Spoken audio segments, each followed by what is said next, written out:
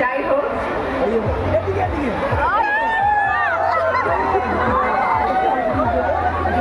তোমাদের প্রিয় ছবি কি? আমি আমি জিজ্ঞেস করছি তোমাদের প্রিয় ছবি কি? ওখান থেকে একজন বন্ধু বলছে তুমি। অরুন্ধতী, আমাদের প্রিয় ছবি অরুন্ধতী।